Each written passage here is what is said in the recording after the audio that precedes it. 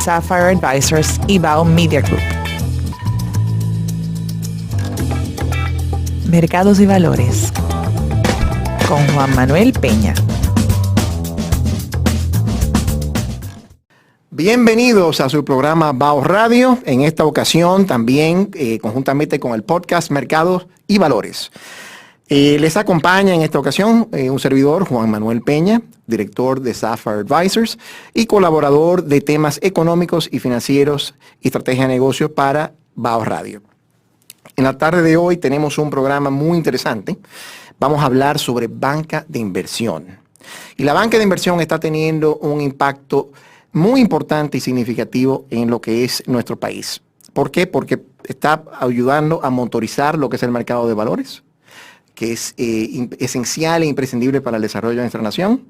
Y conjuntamente con ese desarrollo del mercado de valores se está logrando muchas innovaciones que está ayudando tanto al desarrollo de infraestructura, en el caso particular de varias transacciones que se han hecho en mejorar lo que es la generación eléctrica, y también buscando alternativas para tener generación de energía mucho más limpia y que ayude y contribuya con el medio ambiente. Todo esto brindando oportunidades de inversiones mucho más atractivas para poder diversificarse y crear patrimonio para tanto familias como también nuestros fondos de pensiones. Tenemos aquí con nosotros acompañándonos a Francisco García y Laura Sanchís del Banco Popular, de la División de Banca de Inversión. En el día de hoy vamos a conocerlos a ellos primeramente y conocer un poco de su trayectoria, de cómo ellos se integran a esta unidad de banca de inversión. Vamos a conocer lo que es banca de inversión. Vamos a conocer cómo la banca de inversión ayuda a empresas. Y vamos a conocer un poquitico sobre el fideicomiso Larimar, que fue la primera emisión local de ser denominado como un bono verde. Y vamos a conocer un poquitico de qué significa eso de bono verde, entender también cómo ven ellos el desarrollo del sector eléctrico, porque es una transacción que trabajó con ese sector. Y por último, entender de ellos cómo ven ellos el desarrollo del mercado de capitales a futuro, especialmente con la promulgación de la ley de fomento del mercado de valores que se hizo el año pasado y todas las oportunidades que eso brinda y acompaña. Así que vamos a pasar a nuestros invitados. Vamos a comenzar con Laura. Bienvenida, Laura. Gracias. Quería conocer un poquitico de tu trayectoria, qué estudiaste, por qué te motivaste a irte por el lado financiero, cómo llegaste a banca de inversión. Claro que sí. Mira, yo estudié economía, que en la Pucamaima. Siempre tuve un interés como de entender cómo se mueve el mundo y definitivamente entendía que esa carrera sin duda me iba a permitir, tú sabes, entender eso. Claro. En todos los aspectos del mundo, no solamente financieros, sino sociales, geopolíticos incluso y todo eso. Y bueno, entré al Banco Popular en mi último año de la universidad. Luego también al mismo tiempo hice un posgrado en la Pucamaima también, de gestión financiera. Y entré en el área de análisis de créditos empresariales con Francisco precisamente. Ah, muy bien, muy bien, muy bien. Esa parte la tenemos en común. Ajá. Luego duré ahí varios años, tuve un hiato en mi carrera financiera y me fui a Europa a hacer una maestría en administración de empresas, pero enfocado en la industria de la moda. Ah, qué bien. Esa ¿Dónde la ha hiciste sido la una maestría? curiosidad que tenía en Domus Academy. Milán. En Milán. Uh-huh. Ah, qué interesante. Uh-huh. Bueno, justo hace un par de semanas se concluyó el Milán Fashion Week. Uh-huh. Ah, qué interesante. Es así. No entremos a eso, porque Laura... es otro interés también. Es otro interés muy No, fuerte. pero eso es parte de lo que hacemos aquí en Bao Radio. No todo es finanza y no todo es una sola cosa, sino que es interesante porque siempre nuestros invitados, aunque tienen un día a día, tienen otros temas que son de pasión y particular que son interesantes y conocerlos. Uh-huh. Pero interesante, muy bien. No, sí, definitivamente fue un año riquísimo de aprendizaje. También hice un poco de unos meses de trabajo allá también, en Barcelona. Vine aquí, trabajé con una diseñadora de modas en la parte de desarrollo del negocio. Era business manager. Y bueno, como yo siempre digo, luego volví a mi casa, de Banco Popular. Claro, claro. También con Fran. Fran ya estaba en el área de banca de inversión. Me hacía falta volver como a ese mundo. Precisamente se había abierto una oportunidad en el departamento, me encantaba. Ya iba a pasar del área un poco más back office, que era análisis, que es la escuela, como nosotros llamamos, la Claro, escuela de nosotros. claro. A algo ya un poco más de negocio, pero siempre combinando esa parte analítica que también siempre había tenido. Cuéntame. Y desde ese entonces estoy ahí. ¿Y por qué te llamó tanto la atención y te gusta tanto la parte de banca de inversión? Y ahorita vamos a definir un poquitico lo que es banca de inversión, pero ¿por qué te llamó tanto y te interesaba tanto, te entusiasmaba tanto esa área? Mira, realmente en la banca de inversión yo digo que se ven las transacciones más interesantes. No necesariamente por el tamaño, que sí es bastante significativo, Claro. sino también porque son cosas no tradicionales, o sea, básicamente lo no tradicional del banco. Cada Así día que es diferente, cada la día es innovación de la transacción, ese es el tipo de tema que más te llama la atención. no, y que es algo completamente diferente para cada cliente, para cada proyecto. Fantástico. Y también vi que tenía mucho que aprender. Para mí eso siempre había sido muy Y importante. el área de análisis de crédito, esa formación de análisis de crédito, ¿cómo te ayuda en lo que es banca de inversión? Todos los días. Todos los O sea, el análisis de crédito es el core del banco, del negocio del banco. Perfecto. Los negocios son chulísimos, pero también hay que hacerlo bien. Claro. Y hay que tener en cuenta el riesgo de cada transacción Claro, y cómo mitigar esos riesgos. Y eso nunca debe abandonar a un banquero. Claro. Más que se encuentre en el front line del negocio. así es. Y todos los días análisis de crédito uno lo usa. Frank no me deja mentir, yo creo que él piensa igual que yo. Vamos a pasar ahora a Frank.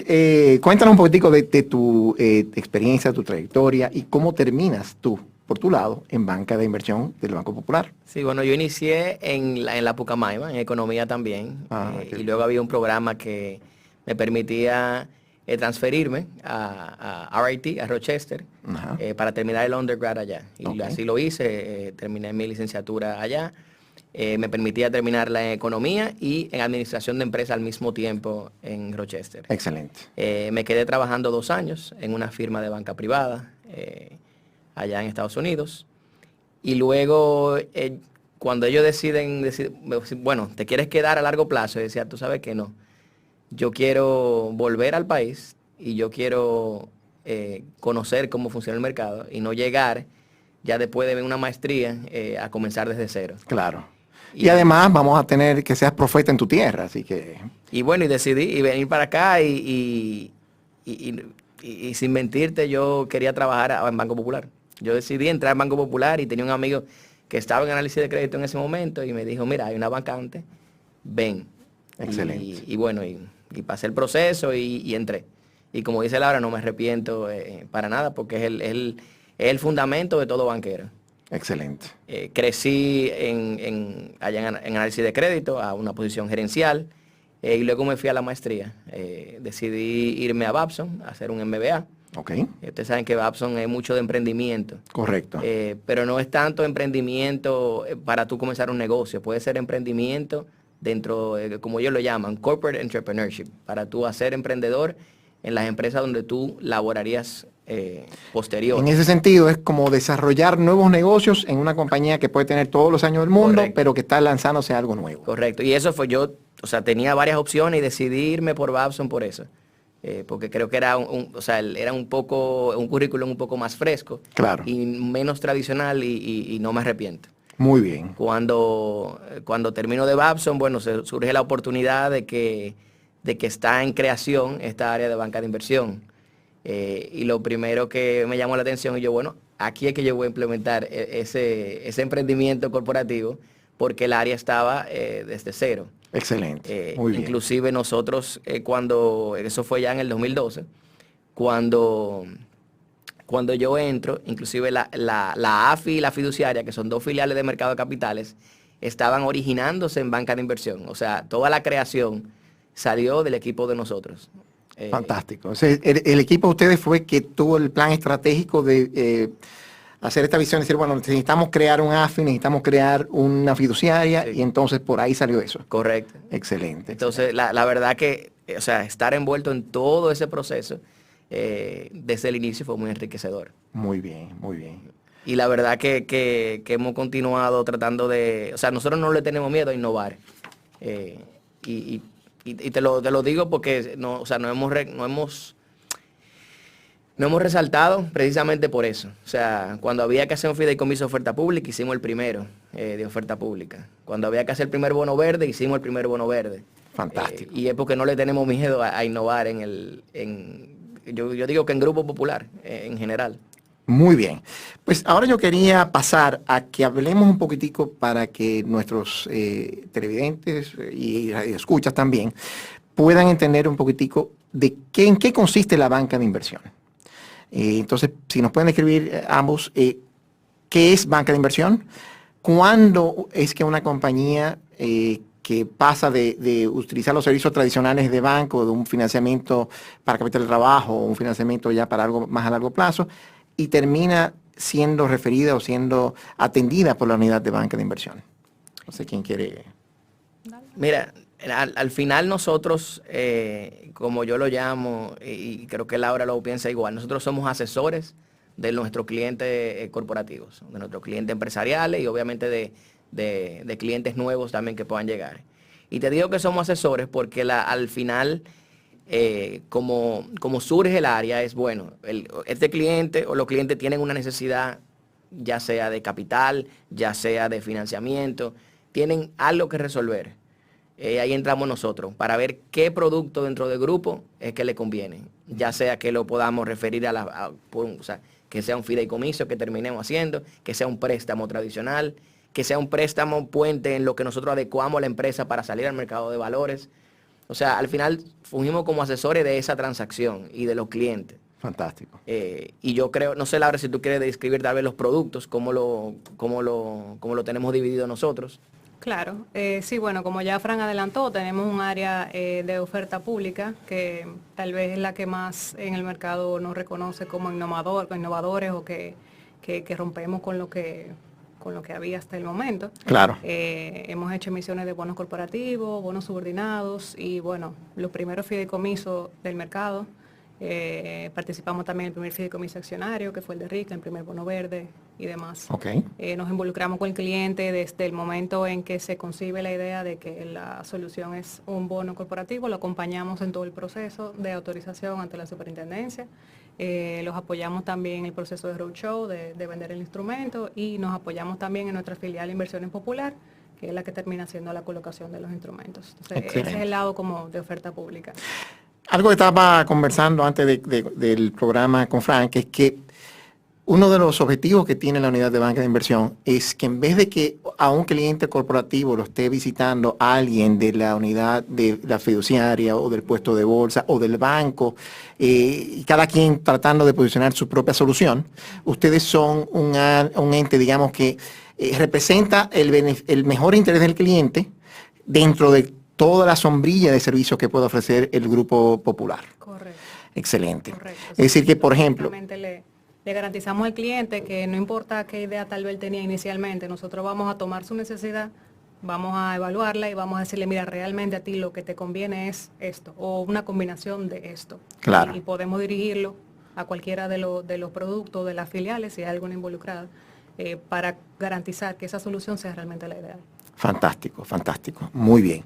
Me gustó mucho lo que comentabas también de tu experiencia en Babson, de cómo te ayudó a desarrollar este negocio, tanto por la innovación de los productos y soluciones que ustedes le presentan a los clientes, que cada vez, digamos, que hay que hacer casi un desarrollo propio y un convencimiento del cliente de que esta solución innovadora es la que conviene. Y también, obviamente, desarrollar esa unidad de negocio. Muy interesante el caso de estudio de cómo el banco comenzó con algo que estaba, digamos, en la cabeza de un grupo y ya lo ha transformado a hacer algo que le ha dado frutos tanto al banco como a los clientes como al mercado. Fantástico. Muy bien. Quería entrar un poquitico ya en detalle del tema poco más técnico, pero llevado a que nuestros escuchas lo conozcan mejor. Tú hablaste de oferta pública. Obviamente nosotros que estamos aquí conocemos lo que es el tema de oferta pública, pero hablemos un poquitico de la importancia o qué implica oferta pública para que aquellos que todavía están conociendo el mercado de valores conozcan lo que significa en ese aspecto la oferta pública. Bueno, en palabras lo más llano posible, lo que todos conocemos es un préstamo, vamos a hablar de un préstamo bancario, como el caso base, ¿no? Un préstamo es una transacción privada en la que un cliente va al banco y bilateralmente pues el banco le presta el dinero para financiar su proyecto, hablemoslo así. Sí. Oferta pública puede cumplir el mismo objetivo, simplemente que ya es algo en donde se involucra el público, donde quien financia el proyecto es el público, Exacto. a través de los puestos de bolsa. Entonces, nosotros estructuraríamos el instrumento, vamos a decir, un bono corporativo, y en vez de ese cliente firmar un contrato de deuda con el banco, lo que hace es que hace unas emisiones de títulos, que en este caso son los bonos corporativos, y vamos a decir que lo firma, entre comillas, ¿verdad?, con el público. Correcto. Entonces, básicamente el público es quien se convierte en acreedor de esa persona.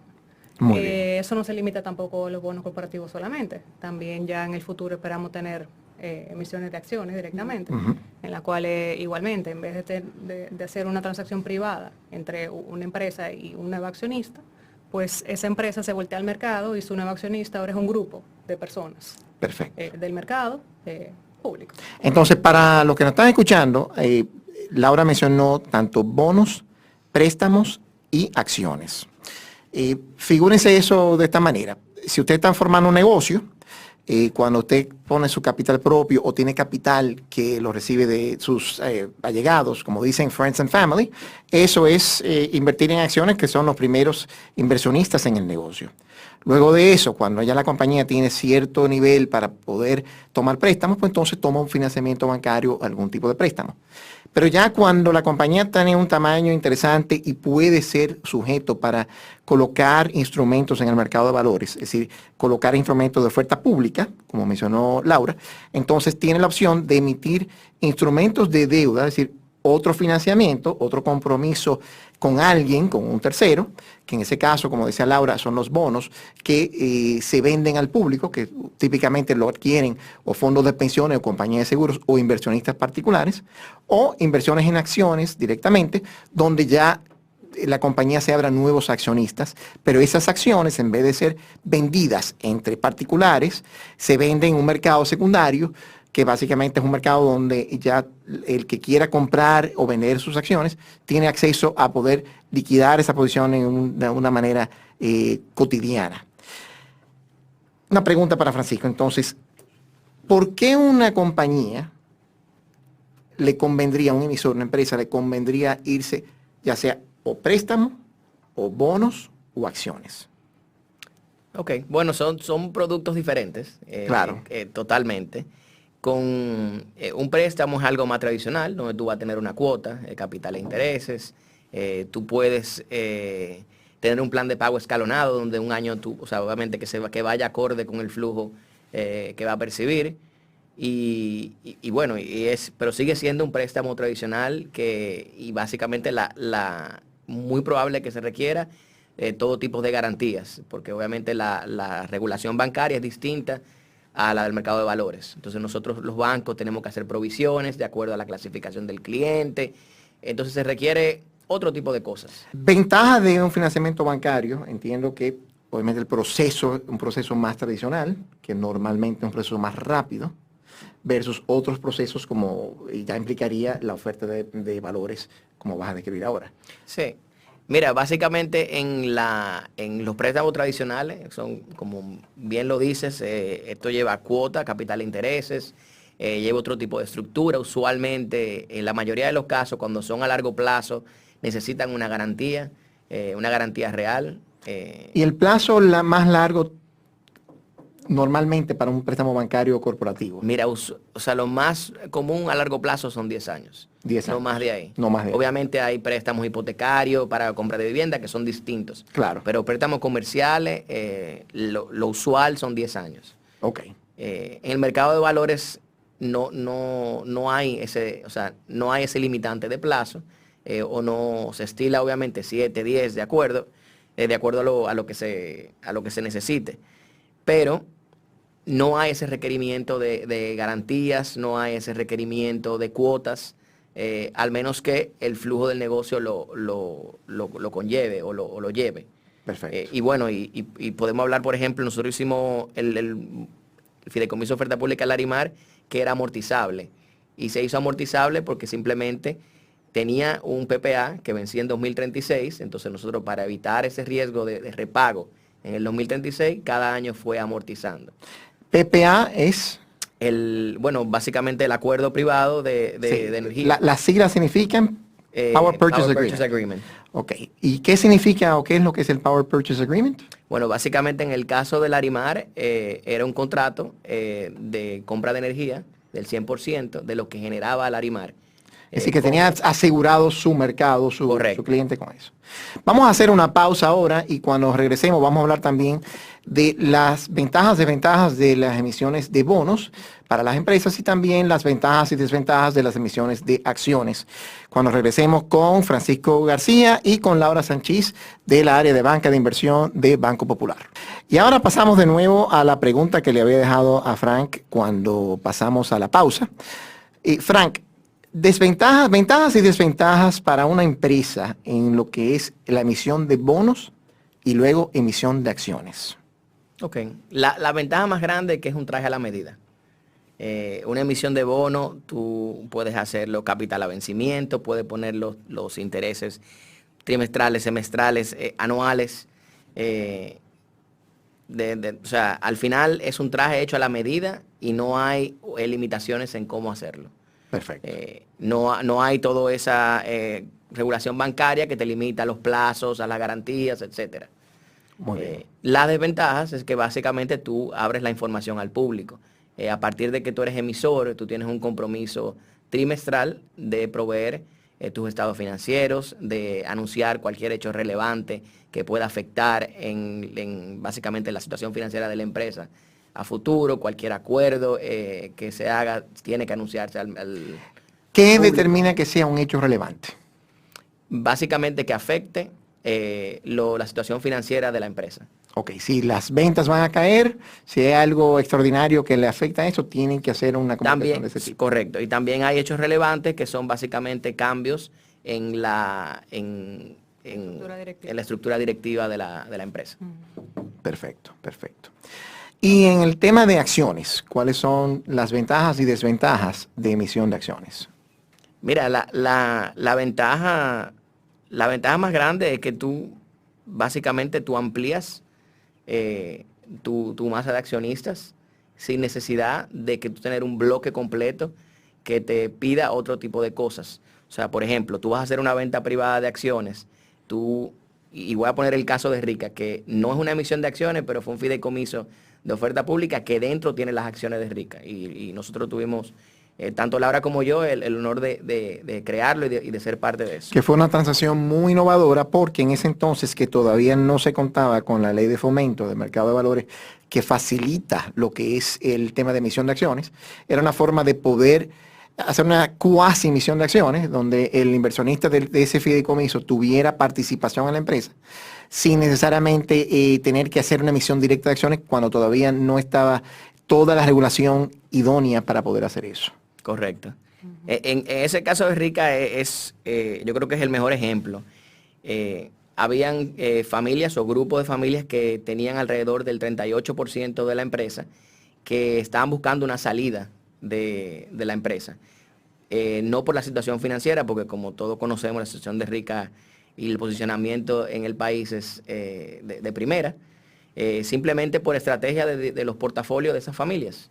Claro. Ese 38%, si tú sales al mercado privado a buscarlo, habían ofertas de grupos, habían ofertas de grupos extranjeros, habían ofertas de grupos que básicamente demandaban otro tipo de cosas, demandaban un control mayor, que básicamente no iba acorde con el crecimiento todavía esperado que tiene Rica. Claro.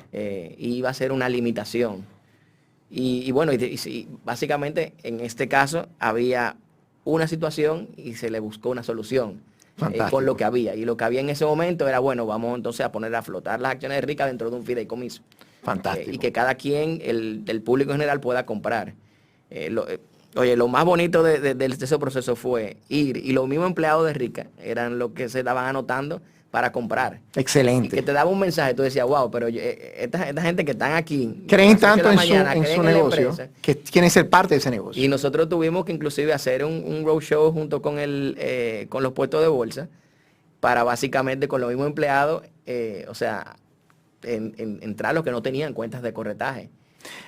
Pararte un segundo ahí, Frank, porque tanto tú como Laura han hablado del término de roadshow. ¿Qué es el roadshow? ¿En qué consiste? ¿Qué tan rápido o qué tanta... háblanos un poquitico de lo que es el roadshow. Mira, luego de que la oferta pública, el instrumento que sea, esté aprobado por la Superintendencia del Mercado de Valores, entonces oficialmente yo puedo salir a comentar sobre lo que voy a vender próximamente. Ok. Entonces nosotros en banca de inversión hacemos un acompañamiento al puesto de bolsa en esos, o sea, en ese roadshow, en esas reuniones con los inversionistas, tanto institucionales como a veces institucionistas de retail. Claro. Básicamente enseñando el producto que tenemos, cuáles son las condiciones y toda la información disponible para que ellos hagan su análisis de si es un instrumento que les conviene o no.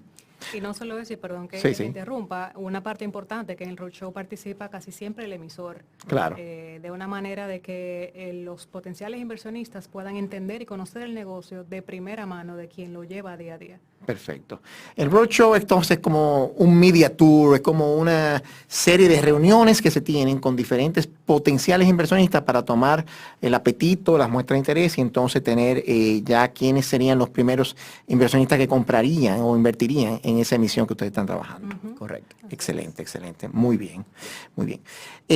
Desventajas para una compañía en lo que es emitir acciones. Mira, al final volvemos a lo mismo, es la divulgación de información.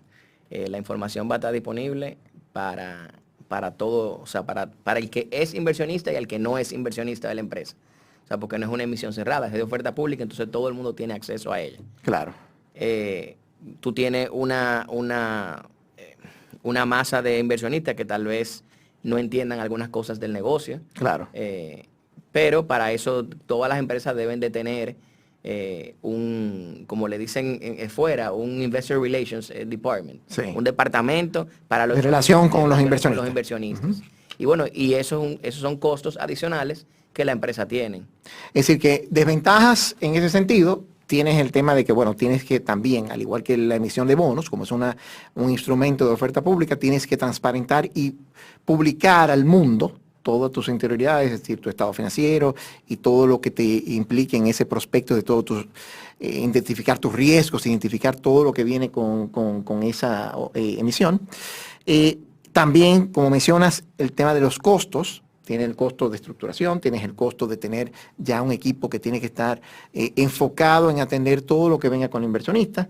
Es decir, que esto es interesante, pero tiene su peso en ese aspecto. Y déjame tocarte un tema porque creo que es el reto más importante que tienen las empresas dominicanas a la hora de emitir, de que comiencen a emitir acciones. Y es el tema de gobierno corporativo. No todas las empresas están listas. No todas las empresas tienen un buen gobierno corporativo que básicamente alinee las mejores prácticas.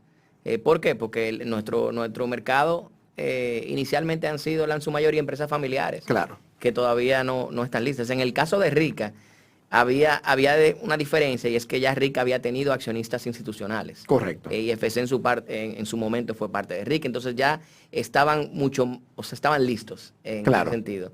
Y las cosas que le hacían falta, se contrató una firma para básicamente continuar alineándola. ¿Cuáles son los temas más importantes que una compañía que esté aspirando a hacer inversiones, a colocar ya sea bonos o acciones, que debe tener en cuenta para el tema de lo que es el gobierno corporativo? Mira, un buen gobierno corporativo conlleva, obviamente, análisis de expertos que vean la situación de cada empresa. Pero yo te voy a simplificar, un buen gobierno corporativo es transparencia. Transparencia en todos los sentidos. Y a lo que los inversionistas están muy atentos es, bueno, ok, ¿qué política de dividendo, por ejemplo, hay en la empresa? ¿Qué tipo de decisiones yo soy partícipe o no? Y básicamente se traduce en transparencia de todo.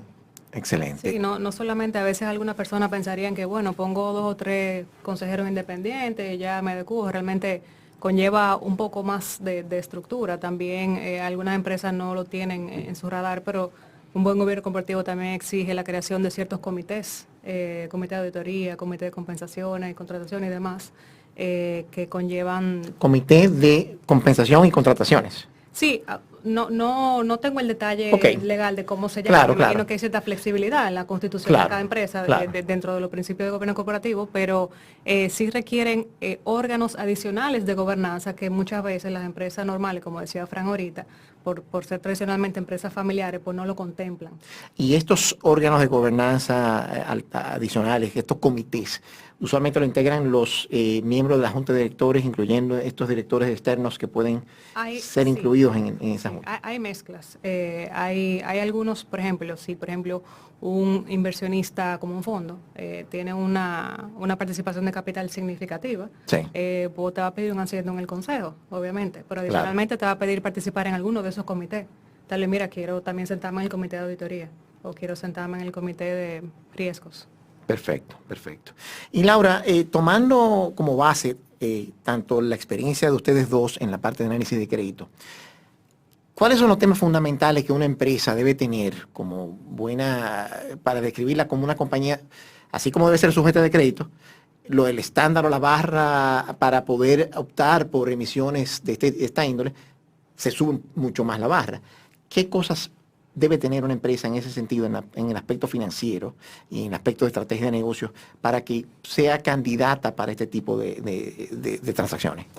Claro, mira, desde el punto de vista de un inversionista, yo inversionista lo que quiero es invertir en un instrumento y tener cierta garantía de que yo voy a tener un retorno con cierta seguridad, ¿no? Entonces, las empresas que califican para dar esa garantía suelen tener características que las empresas calificadoras de riesgo toman en cuenta, como por ejemplo tener un apalancamiento saludable, es decir, tener un nivel de deuda saludable, un historial, un track record en el tiempo sostenible de un buen desempeño en el cumplimiento de sus obligaciones, tener también proyecciones del negocio que te garanticen que, bueno, la buena historia que se ha mantenido hasta ahora se va a mantener en el futuro también, y básicamente en eso redunda todo. Aparte de eso, también una estructura interna, cierta formalidad en cuanto a la presentación de sus números, de sus finanzas, que usualmente viene de la mano con tener una empresa, una firma de auditoría, usualmente una de las Big Four, no necesariamente, pero que dé cierta tranquilidad al público de que estos números están verificados, que la solidez que se muestra, pues puedo confiar en ella, y básicamente eso. Muy bien, volvemos en breve. Muchas gracias por su sintonía. Estamos de vuelta aquí en BAO Radio y también en el podcast Mercados y Valores. Aprovechamos para recordar que pueden escuchar este y todos los programas de BAO Radio por todas las plataformas de su preferencia, ya sea Spotify, Apple Podcast y YouTube. Sencillamente pueden ingresar a la página de Instagram de BAO Radio y ahí elegir en el bio todo lo que es las opciones que brinda el Linktree para accesar a cualquiera de las plataformas que ustedes prefieran.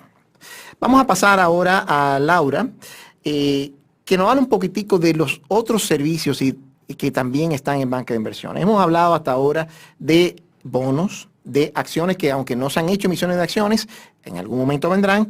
Hemos hablado brevemente sobre los fideicomisos de oferta pública y más adelante vamos a hablar un poquitico más en detalle de lo que son los fideicomisos de oferta pública. Pero ¿qué otros servicios brinda el área de banca de inversión? Claro que sí. Mira, en el área de banca de inversión nosotros también vemos mucho lo que son financiamientos de proyectos. Proyectos, como ya dijimos, no tradicionales de gran escala, que requieren una estructura, que requieren un financiamiento hecho a la medida. Nosotros nos encargamos también de llevar esa parte, de acompañar al cliente en la estructuración de la mejor forma de obtener ese financiamiento. Muchas veces se transforman en préstamos que son sindicados. Nos ha tocado también liderar sindicaciones en las cuales no participamos solamente nosotros como acreedores, sino que también invitamos a un grupo de bancos, tanto locales como de la región, por la magnitud, ¿no?, de los proyectos. Ese es un área también muy fuerte. Dentro del financiamiento de proyectos vemos la industria no solamente de tal vez lo que recientemente sonó mucho en la noticia, como el gasoducto y el tanque de gas natural, de Nadón, sino también financiamiento de proyectos hoteleros, desarrollos hoteleros, turísticos, que son una industria muy importante que el banco siempre ha apoyado mucho y que también por su naturaleza conllevan una estructura bien peculiar y desde el área de banca de inversión nosotros también la atendemos. Aparte de esa área de financiamiento de proyectos, también tenemos asesoría para mergers and acquisitions, fusiones y adquisiciones. Apoyamos a los clientes tanto, sobre todo del lado de la compra, que estén evaluando hacer una inversión en alguna empresa. Ustedes le preparan un fair value opinion, es decir, una valoración de cuánto entienden ustedes que vale la empresa que están pensando de target y una validación de que si hace un fit con la estrategia. Sí, en muchas ocasiones, evidentemente, nosotros contratamos expertos que son mucho más especializados en materias concretas como esa, pero sí tenemos nuestros ejercicios internos de valoración y acompañamos al cliente en el proceso y muchas veces también en el financiamiento de esa adquisición. Claro. Desde el banco. Y eso también por un lado, igual también tenemos el apoyo al crecimiento de la cartera de negocios de nuestra filial en Panamá, a través de participación en muchos créditos sindicados regionales. Excelente. Como ustedes sabrán, nuestra filial en Panamá tiene una licencia para operar en la región y a través de ahí sí podemos llegar de la mano obviamente con bancos amigos de la región que tienen la relación con el cliente, pues abrir esa cartera de préstamos a clientes nuevos, a negocios nuevos en la región. Eso es muy interesante porque, oyéndote, pienso que el próximo paso que deben dar muchos de estos grupos locales, que digamos ya tienen una posición fuerte en sus segmentos que participan, es ver oportunidades fuera de la República Dominicana y de repente a través de este vínculo que ustedes tienen con su filial en Panamá, les ayuda a tener ese tipo de oportunidades.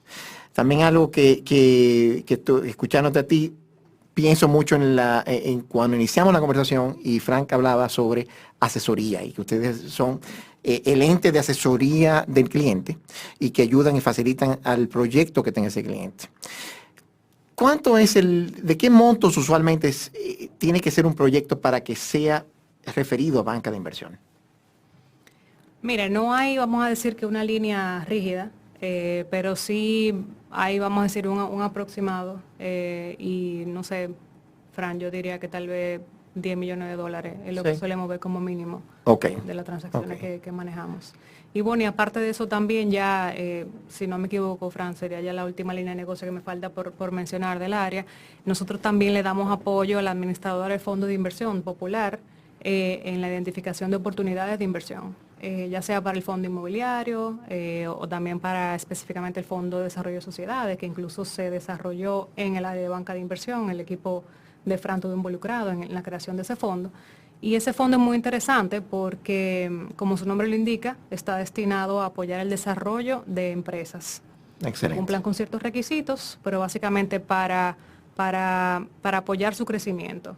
Muy bien. Es muy interesante porque abre también muchas oportunidades. Hay muchos negocios que tal vez en el momento no están en una posición ideal para que el levantamiento de capital o financiamiento de su proyecto venga por vía de un préstamo bancario natural, o sea, tradicional, pero a través del fondo sí le abre la puerta a diversificar esa fuente de capital. Cuando tú hablas del fondo, y nosotros que estamos acá conocemos bien los temas de fondo, pero para beneficio de los que nos están escuchando y viendo, ¿de qué es lo que es un fondo? Hablamos un poquitico del fondo de inversión, fondos mutuos, las administradoras de fondos de inversión en general.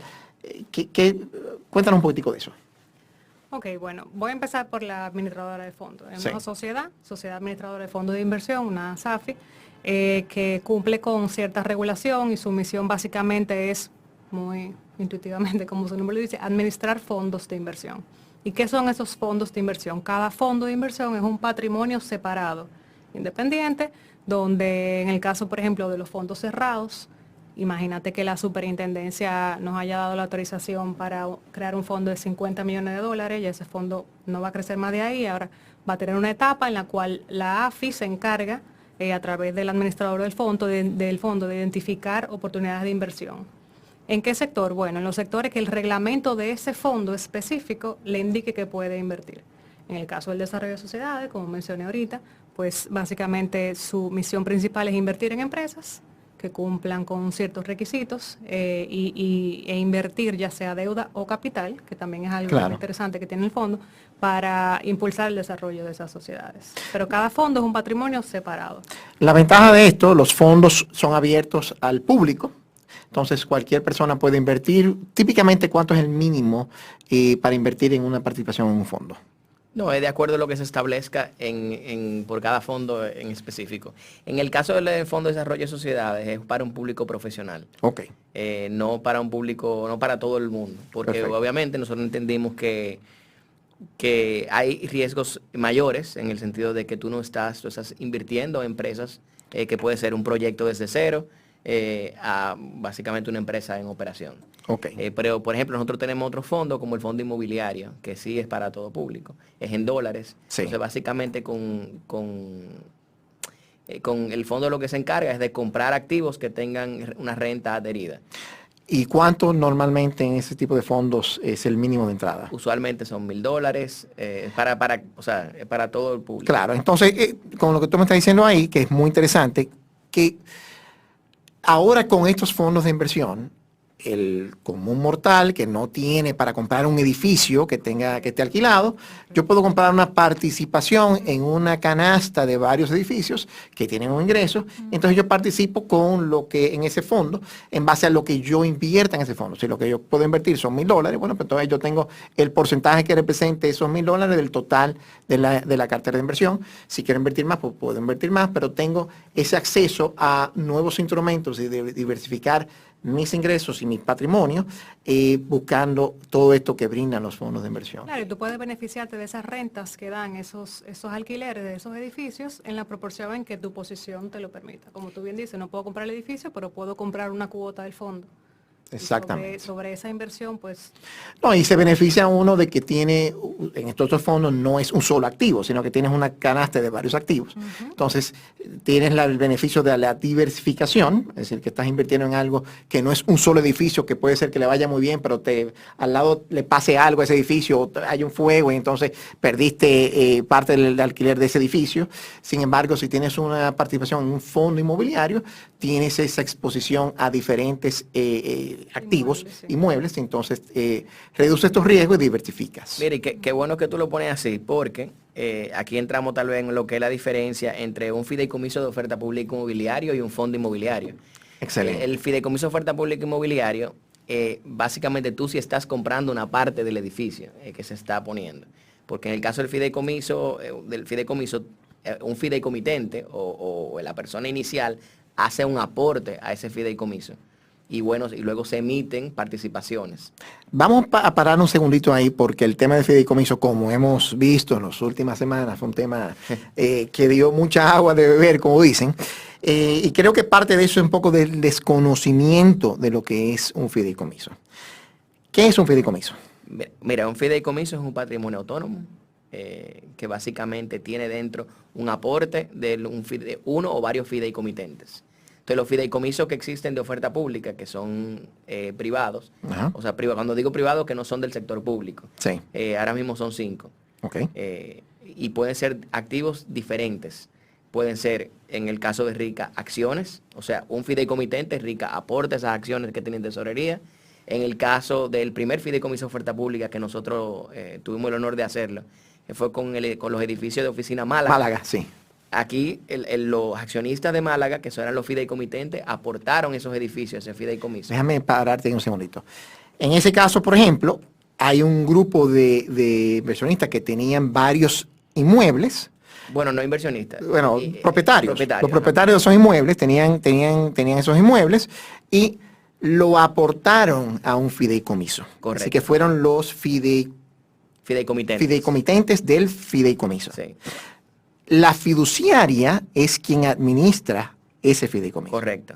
Entonces, ese fideicomiso se desarrolla, en ese caso, del que ustedes hicieron como un fideicomiso de oferta pública, que lo que significa, como hablamos anteriormente con ustedes, es un instrumento o algo que se ofrece a un tercero, que se ofrece en un mercado regulado, como es el mercado de valores, pero que cualquier persona que quiera comprar una participación en ese título, pues entonces participa en eso. Eso es lo que lo crea como un fideicomiso de oferta pública. Sí. Y ese particularmente es oferta pública de renta variable, donde el fideicomitente se desprende totalmente del activo que está aportando a ese fideicomiso, y por eso luego con ese valor se levanta las cuotas de participación necesarias, que son la totalidad. Entonces ahí la fiduciaria tiene el rol de gestionar esos activos, Correcto. de representar los intereses de los inversionistas o los que están ahora invirtiendo en ese fideicomiso de oferta pública, y obviamente maneja y tiene que tener esa transparencia y esa seguridad que le brinda a su inversionista de que hay una fiduciaria con un calibre para poder dar esa tranquilidad al Así inversor. A pesar de que la fiduciaria usualmente contrata un administrador de esos activos, la responsabilidad recae sobre la fiduciaria. Y el seguimiento y el seguimiento y los pagos. Y la auditoría, vamos a decir, de esa recae gestión. sobre la fiduciaria. Excelente. Y la reportería. Y la reportería, financiera. todo. En ese caso de Málaga, esto es yo creo que es el más sencillo. Sí. Se aporta el edificio, pero ese edificio, que tenía un valor en ese momento de 8 millones y pico de dólares, tiene una renta. Habían 8 o 9 inquilinos que estaban ahí. Entonces, el que está comprando esa emisión, está comprando una participación del inmueble de esos 8 millones de dólares y de la participación correspondiente de esa renta. Entonces, ese inversionista, al final, ¿tiene un término ese fideicomiso? Sí. Okay. La ley de mercado de valores exige una terminación del fideicomiso. Ok. ¿Qué tiempo duró dura ese fideicomiso? Ese fideicomiso dura 10 años. Entonces, a los 10 años, los que invirtieron en ese fideicomiso han recibido 10 años de renta. Obviamente lo reciben mensual, anual, trimestral. En este caso es trimestral. Trimestral. Entonces, reciben la renta trimestral, claro, neto de todos los gastos que tenga la administración del edificio, más la póliza de seguro y todo eso. Y obviamente tomando en cuenta de que no haya vacantes, que con la pandemia yo sé que hubieron sus vacantes en muchos edificios, pero que se tenga ese ingreso por ahí. Al final de la jornada, al final cuando concluye ese fideicomiso, ¿se vende el activo? Sí, la fiduciaria tiene la instrucción a partir del año 8 de comenzar a hacer un proceso de venta de esos activos. Entonces, como tú bien dices, ese fideicomisario o ese beneficiario de esa renta y de esa participación estuvo recibiendo toda la renta durante esos 8 o 9 años, o sea, hasta el año 10, y va a recibir su participación cuando se vende el inmueble. Y si se vende una plusvalía, pues entonces... se vende una plusvalía, entonces también una plusvalía es del inversionista. Fantástico. Sí, a ver, también como es de renta variable, si se vende por debajo, también ese por debajo le queda al inversionista, que es bueno recalcarlo. Claro. Por eso se llama renta variable. El fideicomitente, quien aportó, los propietarios del edificio Málaga, no tienen responsabilidad alguna. Ellos aportaron esto, emitieron y ellos... Y hay un nuevo propietario que es un grupo de inversionistas que invirtieron en el fideicomiso de oferta pública. Y esos son los de renta variable. Exacto. Vamos a pasar ahora, primero vamos a hablar sobre el reconocimiento que le hicieron durante el año 2021 a la área de banca de inversión. Dos revistas internacionales de mucho prestigio, una de ellas Latin Finance y la otra Global Finance. El Banco Popular, específicamente la unidad de banca de inversión, fueron elegidos como la mejor unidad de banca de inversión de República Dominicana por esas dos revistas.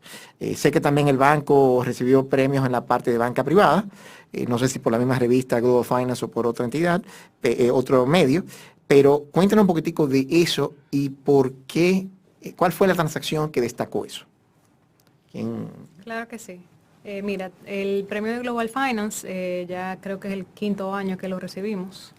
El único año donde no lo hemos recibido fue 2020, pero de este año para atrás 5 veces. Wow. Como mejor banca de inversión del país.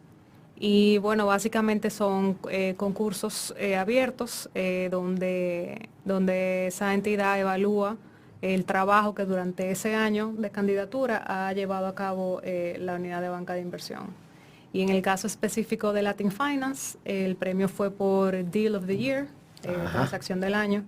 que correspondió en ese momento a Enadom. ¿Enadom? Enadom, básicamente la transacción consistió en el financiamiento, en conjunto con otra institución financiera, de la construcción de un nuevo tanque de almacenamiento de gas natural y el refinanciamiento de la inversión que había hecho el deudor, en este caso, en la construcción de un gaseoducto de 50 kilómetros de longitud que va desde Andrés hasta San Pedro, llevando para transportar gas natural. Fíjense la importancia de esta unidad de banca de inversión y estos dos jóvenes todavía que nos acompañan, cómo están aportando y ayudando al desarrollo de nuestra nación. En este caso, buscando mejorar lo que es la eficiencia y fuentes alternativas de generación de electricidad, que es un tema que nos afecta constantemente como país, que tenemos que seguir mejorando todo lo que es la parte de la cadena eléctrica. Entonces, eso es interesante. Y en el 2021 también se destacó mucho la transacción del fideicomiso del Larimar. Cuéntanos un poquitico, Frank, sobre esa transacción y los temas del bono verde y eso. Bueno, mire, en el caso del Larimar, y volviendo al tema de los fideicomisos, este no es de renta variable, este es de renta fija. Entonces voy a hacer la diferencia y el preámbulo para que entiendan posterior. En este caso, Ejejaina, que es el fideicomitente, aporta al fideicomiso. Y todo piensa, bueno, el Parque Larimar. No, se aportaron los derechos económicos del Parque Larimar. Es decir, todo lo que haga generación de ingresos del Larimar se pertenece al fideicomiso que se creó. Básicamente no se podía aportar el parque completo porque el fideicomiso no tiene, no es un ente autorizado por la Comisión Nacional de Energía y todo este tipo de cosas, pero el fideicomiso puede tener activos tangibles o intangibles. Entonces, a raíz del impasse que teníamos de no poder pasar el parque completo, dijimos, bueno, pero vamos a pasar. ¿A qué nos interesa a nosotros? Los flujos, el dinero que se genera en Larimar. Sí. Entonces se pasó todo ese ingreso contractual que había con el Power Purchase Agreement que comentaste inicialmente. Entonces se pasó a este fideicomiso. Ejejaina en este caso... Eso se hizo entonces un contrato donde Ejejaina firmó un contrato con la fiduciaria, en este caso, donde le dice, mira, todo lo que yo reciba de ingreso de esto, pero ingreso neto o ingreso bruto o cómo... Ingreso y gasto, todo. Todo. Todo lo que tenga que ver con el Parque Larimar va a pasar a este fideicomiso. Se firma inicialmente lo que se llama un acto constitutivo, donde se constituye este fideicomiso y se ponen todo, o sea, todo lo que se está aportando. Perfecto. En este caso, Jaina las pasa a ese fideicomiso y asimismo todos los gastos, porque si Jaina no tiene el ingreso, tampoco tiene el gasto. Claro. Entonces, ¿qué se hace? En este caso, como te dije, es renta fija. Este fideicomiso se crea con el fin de emitir una deuda, no con el fin de que las personas tengan participación del Parque Larimar. Que es el caso del de Rica. Que es el caso del de Rica, que es renta variable, o de Málaga, o del de FPM. Exacto. Son renta variable, en este caso no. En este caso es como si fuera a invertir en un bono. Correcto. Pero en vez de ser una emisión de un bono que el emisor, cuando hablamos de emisor es la compañía que se hace frente al bono, que hace la emisión de ese instrumento, en vez de ser un bono que es una compañía que te está dando eso, sino es este fideicomiso que emite un instrumento de renta fija que se alimenta o recibe los ingresos de este derecho económico que está traspasando Ejejaina a este fideicomiso. Clarísimo, así mismo. Perfecto. La fuente de repago de esa obligación son esos derechos económicos. Exactamente. No es Ejejaina. O sea, la fuente de repago es los flujos del Larimar. Del Larimar, exacto. Entonces, básicamente lo que se hace es que se valora ese flujo a valor presente. Se valoró, tenía una valoración de aproximadamente 180 millones de dólares y con eso se decidió emitir 100 millones de dólares. Perfecto. Y como tú sabes, todo el ingreso viene aquí, todos los gastos, incluyendo el servicio de la deuda. Claro. ¿Qué pasa? Si hay un remanente, entonces se devuelve a Ejejaina. Porque esto es de renta fija. Exacto. Entonces, en este caso Ejejaina es fideicomitente, pero también es fideicomisario. Exacto. Fideicomisario, digamos que secundario. Muy bien. Y ahora vamos a pasar a preguntarle a Frank, que estamos hablando de este fideicomiso del Larimar. ¿Por qué se conoce como el primer instrumento o bono verde que se ha emitido en República Dominicana? Mira, en el 2019 la Superintendencia del Mercado de Valores lanzó los lineamientos para emisiones verdes. Y emisiones verdes no es más que es un bono normal, un bono corporativo, pero el destino de los fondos es para dedicarlo 100% a generación de energía limpia y básicamente a todo lo que es beneficio medioambiental. Perfecto. Los lineamientos son bonos sociales, verdes y sostenibles. En este caso fue un bono verde. El destino de los fondos del Larimar, de este fideicomiso, fue el 100% para ello, para Gejaina, que era el fideicomitente, básicamente reintegrar ese capital que fue invertido en el Parque Girasol, que fue, no sé si lo han escuchado, pero es un parque de 100 megas solar, que es el parque más grande del Caribe. Parque más grande del Caribe. Solar. Wow. Y básicamente ellos estaban en la construcción, en el mismo proceso que estábamos estructurando el fideicomiso. Excelente. Entonces, todo esto es para ellos reintegrarse ese capital que no fue financiado. Muy bien, muy bien. Yo me imagino, la lógica me dice que la energía solar cada vez más es, digamos, que la ruta más eficiente, donde haya obviamente buena capacidad solar, que entiendo que la zona donde está Girasoles, que por el área de Baní, por esa zona, es una zona muy buena, donde hay buena presencia solar, buena exposición solar, que al cabo de los años, mientras más se desarrolla la tecnología, pues entonces más eficientes serán los paneles. Asumo que es una tecnología o un tipo de generación que no implica tener un headcount o una nómina muy grande, porque eso es poner los paneles y que eso funcione. Es decir, que es diferente a tener una planta geotermal o una planta hasta eólica, inclusive, que tendrá otro tipo de mantenimiento o requisitos. Cuéntame un poquitico de hacia dónde vamos en tecnología de generación alternativa en República Dominicana, cómo estamos hoy, hacia dónde vamos. Esto cada vez más cobra importancia, tanto para proteger al medio ambiente, y cobra más importancia también por el tema de que estamos viendo últimamente, que el tiempo del petróleo va barato, ya ha terminado con todos estos conflictos geopolíticos y todo esto que hemos visto. Entonces, cada vez más se hace importantísimo para la República Dominicana no depender de generación tradicional por vía de hidrocarburos, sino que esta tecnología limpia nos ayuda mucho, aparte de que, así como comentabas, estos lineamientos que tiene la Superintendencia de Mercado de Valores, se está dando cada vez más un grupo de inversionistas o fondos que se están enfocando en lo que es invertir en fondos de impacto social, o los famosos ESG, que es Environment, Social and Governance. Básicamente medio ambiente, impacto social y impacto también de gobernanza. Entonces, cuéntame un poquitico de cómo vamos con eso. Mira, para completarte la idea de los bonos verdes, aparte de que el uso de los fondos sea, obviamente, que el destino de los fondos sea invertirlo en una mejora medioambiental, esto tiene que estar certificado. Sí. Certificado por una entidad externa. Y en adición, este del Larimar fue certificado por el CBI, que es el Climate Bonds Initiative, que no es más que básicamente una organización sin fines de lucro que vela por este tipo, o sea, por esta clasificación o calificación de este tipo de proyectos. Así que el CBI, el Climate Bonds Initiative, le es como un sello de garantía de que sí, de que esta inversión realmente está destinada, se puede calificar como y eso va a durar, impacto positivo al medio ambiente. Y eso va a durar durante el uso, durante la emisión completa. O sea, ese estudio externo se renueva anualmente y se evalúa que los fondos se utilizaron para Girasol y que Girasol en realidad está haciendo un beneficio para el medio ambiente. Para nosotros sumamente importante, para el Grupo Popular, este tema del medio ambiente. Nosotros estamos súper alineados a nivel de, como lo llamamos, de banca responsable. Claro. Y no sé si ustedes han visto que muchas sucursales de nosotros ya tienen los techos llenos de paneles. Y es precisamente por lo que tú dices. Para allá que vamos. Actualmente el 15% de la generación es renovable, claro, en el país.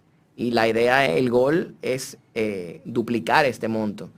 Cuando comparamos, por ejemplo, lo que es energía solar versus energía eólica, versus biomasa, versus geotermal, versus el tema también Punta Catalina, que es con carbón, de todas, en los análisis que ustedes han hecho y han visto, ¿cuál se entiende que es la tecnología más eficiente? Es decir, que es más barata en el tiempo. Puede ser que alguna te cueste más la planta que otra, pero por ejemplo, quizás te sale más económico un tipo de inversión upfront al inicio, pero quizá el costo de los insumos entonces te puede competir de que no sea tan rentable a largo plazo como proyecto, como otra tecnología que quizás tiene más impacto o demanda más capital al principio, pero entonces en el tiempo tiene un costo menor de uso o de generación.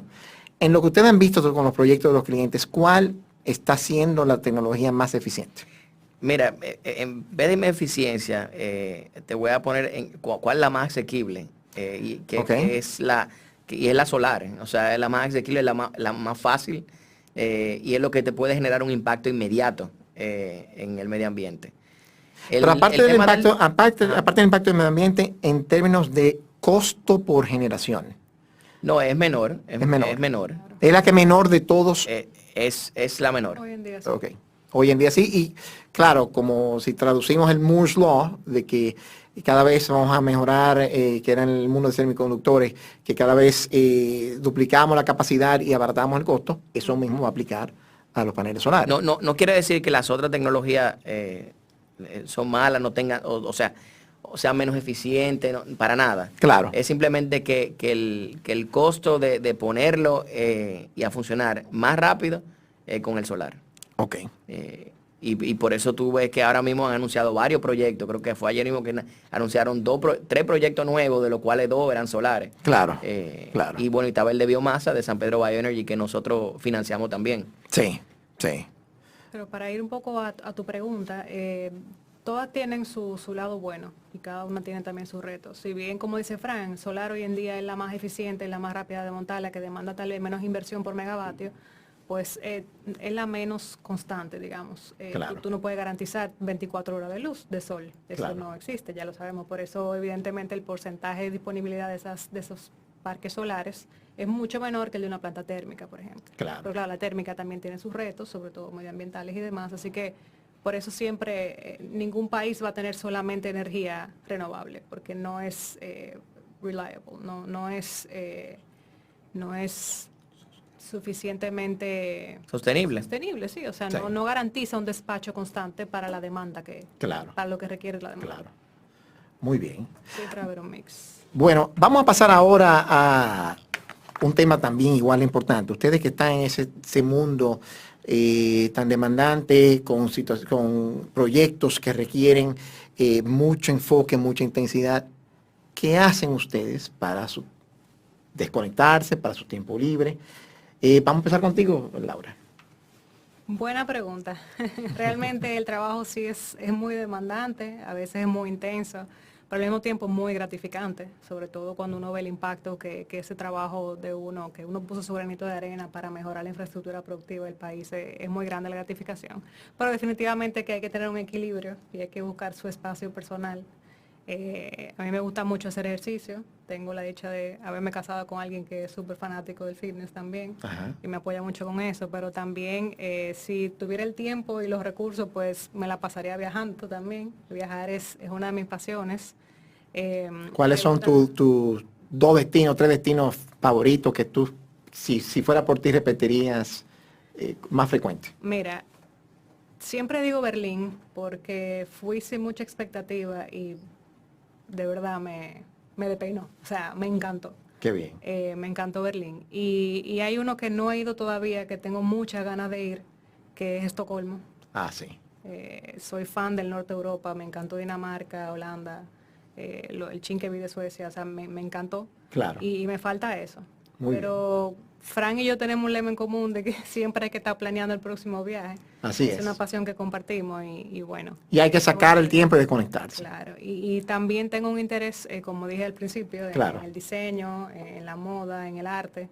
y siempre trato de buscar espacios para... ¿Y en arte, en qué rama del arte te tiene más interés? Mira, yo cuando me fui a estudiar a Europa, descubrí que me gustaba mucho la fotografía. Ah, qué interesante. Ahora todos podemos ser fotógrafos con un celular y con Claro, Instagram. claro. Básicamente yo recuerdo que empecé tirándole foto a graffiti. Ajá. Yo llegué a Milán y yo dije, ¿cómo es que esto es la capital de la moda? Esta ciudad está llena de graffiti. Pero después empecé a decir, oye, pero qué chulo tirarle foto. Claro. Y realmente, aparte de todo lo bello que tiene la ciudad en sí, en cuanto a arquitectura, cultura y demás. Así que la te llama la fotografía me gusta atención. mucho. ¿Qué tipo de fotografía? También- Architectural photography o street photography. Sí, sí. Muy Eso es lo que interesante. más disfruto cuando Muy viajo. interesante. Me encanta. Muy bien. Yo también y comparto ese hobby. Tú me entiendes muy bien. Perfectamente.